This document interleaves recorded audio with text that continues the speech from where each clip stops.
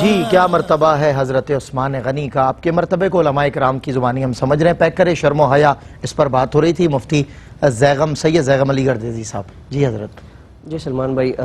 سیدنا عثمان غنی رضی اللہ تبارک و تعالیٰ عنہ زمانہ جاہلیت میں جہاں اخلاقی اقدار کو کوئی نام و نشان نہیں ہے، حضرت عثمان غنی اس معاشرے میں بھی شرم و حیا کے پیکر کے طور پر مشہور ہے،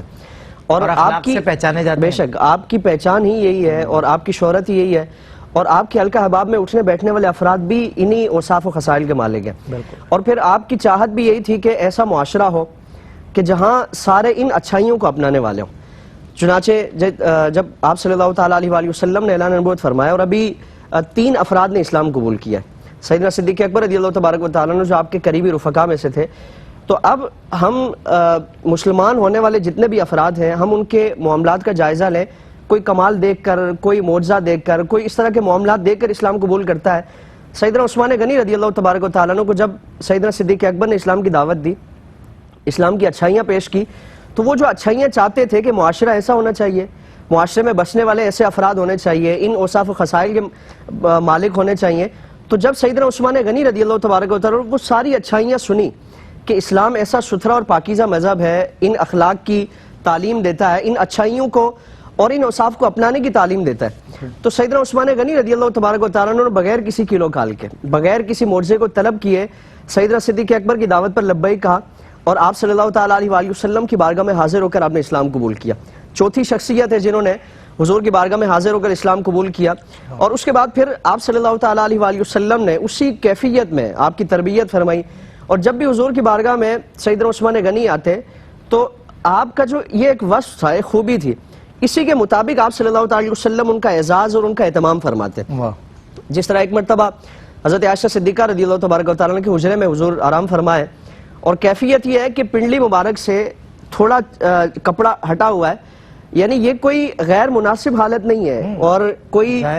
اس حصے کو چھپانا کوئی فرض واجب بھی نہیں ہے، سطر میں شامل نہیں ہے، سطر میں شامل نہیں ہے۔ اب سیدنا صدیق اکبر آتے ہیں، حضور سے اجازت لی، حضور نے اجازت عطا فرمائی، اسی کیفیت پہ حضور تشریف فرما ہے۔ سیدنا عمر فاروق آتے ہیں، اسی کیفیت پہ حضور تشریف فرمائے۔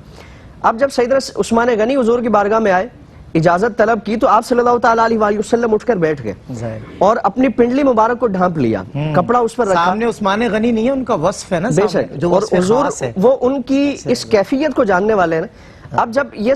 تینوں خلفاء حضور کی بارگاہ میں اپنی حاجات پیش کر کے واپس جاتے ہیں، تو حضرت عائشہ صدیقہ نے عرض کیا کہ یا رسول اللہ، یہ دونوں حضرات پہلے حاضر ہوئے اور آپ کی ویسی ہی کیفیت تھی، اسی کے مطابق آپ تشریف فرما رہے۔ اب حضرت عثمان غنی جب آئے تو آپ نے اپنی حالت کو تبدیل کیا، اپنی کیفیت کو تبدیل کیا اور اپنی پنڈلی مبارک کو ڈھانپ لیا، اس کی وجہ کیا ہے؟ تو حضور نے فرمایا کہ کیا میں اس شخص سے حیا نہ کروں کہ جس سے اللہ کے فرشتے بھی حیا فرماتے ہیں؟ اور دوسرے مقام پر فرمایا کہ میں اگر اسی کیفیت میں رہتا تو عثمان جو حاجت لے کر آئے تھے اس کو بیان نہ کر سکتے، یعنی شرم و حیا کی وجہ سے۔ پھر آپ صلی اللہ تعالیٰ علیہ وسلم ایک مرتبہ، اور حضرت ابو موسیٰ اشعری کی روایت ہے، آپ فرماتے ہیں کہ ایک مرتبہ میں حضور کے ساتھ ایک باغ میں تھا، آپ کی کیفیت یہ ہے کہ حضور اس باغ میں جو ایک کنواں ہے اس میں اپنے قدمین مبارک پانی میں حضور نے ڈالے، اور اس کیفیت میں آپ تشریف فرمائے، پنڈلی مبارک سے تھوڑا کپڑا ہٹا ہوا ہے۔ اب اس میں جہاں حضرت عثمان غنی کی شرم و حیا، آپ کی عفت و پارسائی اور آپ کی حیا داری کا تذکرہ ہے،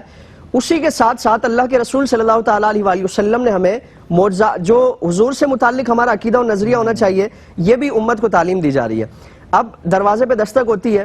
حضرت ابو موسیٰ اشعری پوچھتے ہیں کہ کون ہے، تو فرمایا جاتا ہے کہ ابو بکر صدیق ہے۔ عرض کی رسول اللہ، سیدنا صدیق اکبر حاضر ہوئے ہیں، آپ نے فرمایا کہ جاؤ انہیں اجازت بھی دو، ان کے لیے دروازہ بھی کھولو، اور انہیں میری طرف سے جنت کی بشارت بھی عطا فرماؤ۔ چنانچہ سیدنا صدیق اکبر کی بارگاہ میں جنت کی بشارت دی جاتی ہے، حضور کی بارگاہ میں آتے ہیں، آپ کی یہی کیفیت ہے۔